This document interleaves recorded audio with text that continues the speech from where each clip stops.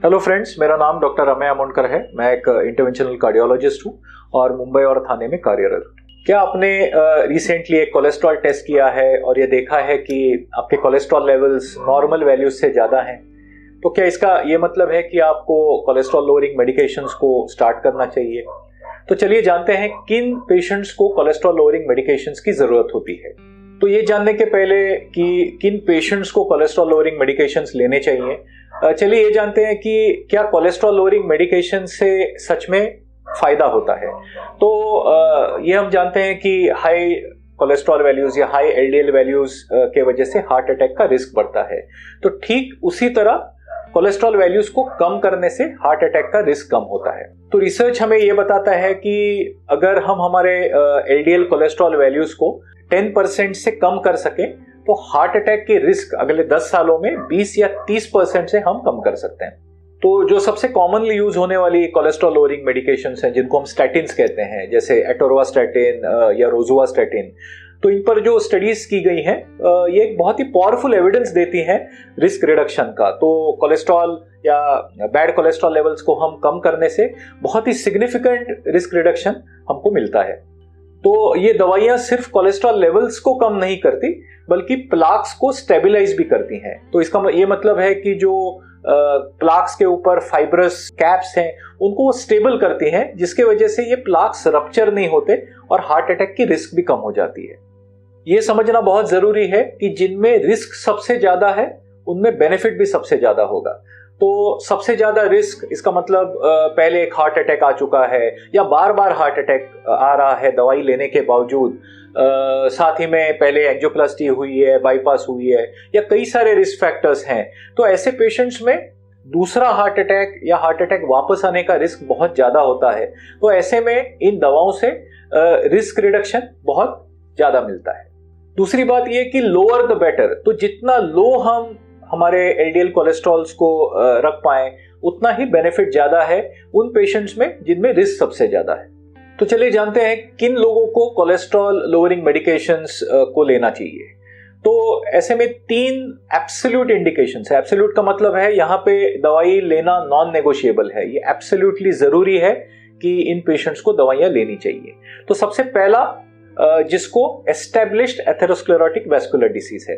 इसका मतलब यह है कि उन मरीजों को जिनको पहले एक हार्ट अटैक आ चुका है, या जिनकी एंजियोप्लास्टी हुई है, या जिनकी बाईपास सर्जरी हुई है, या फिर जिनको कोई पैरालिटिक अटैक या स्ट्रोक आया हो, या जिनको पेरिफेरल वैस्कुलर डिसीज है। इसका मतलब यह है कि चलने पे पैरों में दर्द होना, क्लॉडिकेशन पेन, तो इन पेशेंट्स में कोलेस्ट्रॉल की दवा लेना मैंडेटरी है।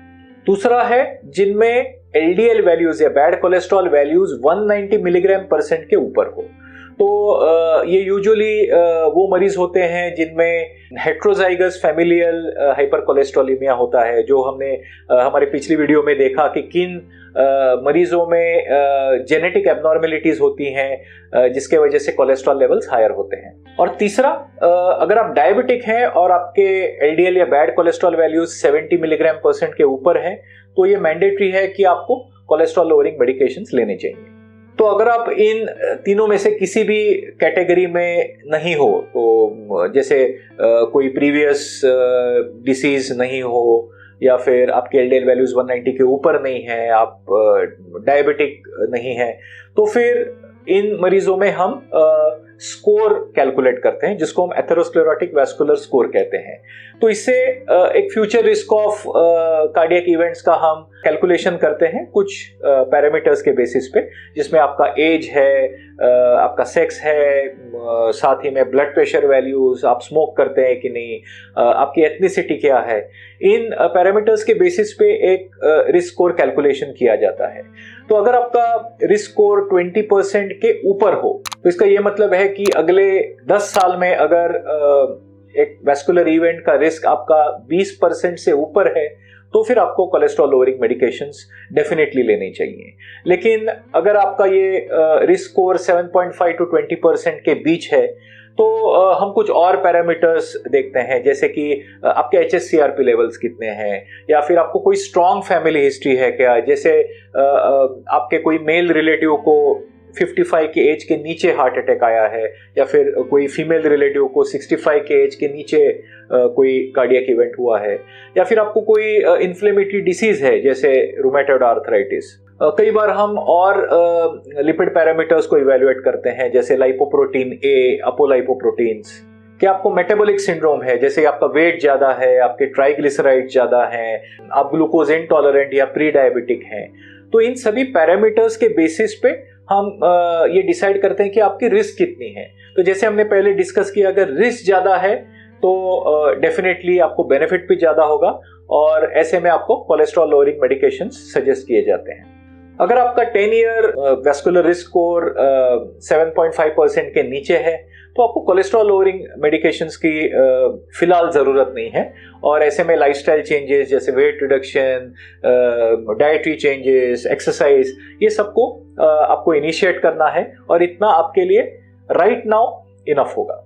तो इससे आप ये समझ गए होंगे कि अगर आपके कोलेस्ट्रॉल लेवल्स हाई हैं तो हमेशा ये ज़रूरी नहीं कि आपको दवाइयों की ज़रूरत हो, लेकिन आपके जो सभी पैरामीटर्स हैं उनको आपके डॉक्टर अंडरस्टैंड करेंगे।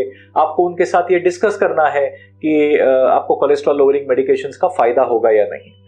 लेकिन जिन मरीजों को इसकी ज़रूरत है उनको ये रेगुलरली लेते रहना है, उनके लिए ये लाइफ टाइम मेडिकेशन है। ऐसा नहीं कि आप दवाइयाँ इनिशिएट करें और कुछ महीने बाद जैसे लेवल्स नॉर्मलाइज हो आप इनको छोड़ दें, क्योंकि अगर आप इनको लंबे समय तक नहीं लेंगे और आपके एलडीएल वैल्यूज़ को कम नहीं रखेंगे तो आपको इसका फ़ायदा नहीं होगा।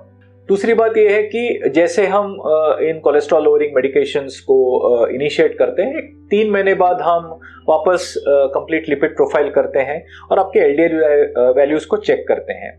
तो अगर आपके एलडीएल वैल्यूज़ रेंज में नहीं है तो आपका डोज बढ़ाने की ज़रूरत हो सकती है, या फिर अगर बहुत कम है जितना हम नहीं चाहते तो हम डोज कम भी कर सकते हैं। लेकिन 3 महीने के बाद जैसे ही हम डोज का ऑप्टिमाइजेशन करें, उस डोज को आपको रेगुलरली लेते रहना है। तो क्या इस कोलेस्ट्रॉल ट्रीटमेंट का कोई रिस्क है या कोई मेजर साइड इफ़ेक्ट्स है? तो जैसे हम जानते हैं कि हर ट्रीटमेंट का कुछ रिस्क होता है, लेकिन हम हमेशा रिस्क बेनिफिट रेशो की बात करते हैं। तो जिन मरीजों को कोलेस्ट्रॉल लोअरिंग मेडिकेशन की ज़रूरत होती है उनमें उनके बेनिफिट्स बहुत ज़्यादा होते हैं। The benefits far outweigh the risk. तो ये जो अनवांटेड इफेक्ट्स या साइड इफेक्ट्स हम कहते हैं, ये बहुत ही कम लोगों में हम देखते हैं, और ज़्यादातर पेशेंट्स इन स्टैटिन्स को या अदर कोलेस्ट्रॉल लोअरिंग मेडिकेशंस को बहुत ही अच्छी तरह टॉलरेट करते हैं। तो जो सबसे कॉमन साइड इफेक्ट है वो है मसल एक्स।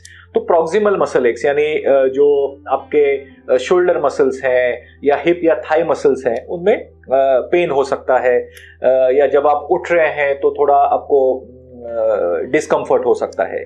लेकिन मेजर इवेंट जैसे जिसको हम मसल ब्रेकडाउन या रैप्डोमाइलिसिस कहते हैं, ये बहुत ही रेयर है, और ये यूजुअली उनमें देखते हैं जहाँ पे मल्टीपल मेडिकेशंस पेशेंट्स को साथ में दी जाती हैं।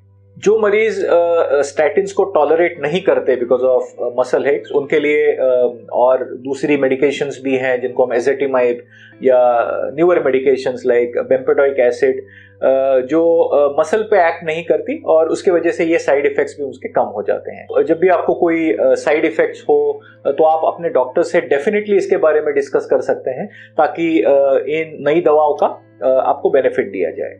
तो अगर आपको हमारा ये वीडियो पसंद आया हो तो आप इस वीडियो को लाइक कीजिए, शेयर कीजिए और हमारे चैनल को सब्सक्राइब कीजिए। अगर आपको किसी और जानकारी की आवश्यकता है तो आप हमारे नीचे दिए गए नंबर पे हमें कांटेक्ट कर सकते हैं, या नीचे दिए गए ईमेल एड्रेस पे हमें मेल भेज सकते हैं। धन्यवाद।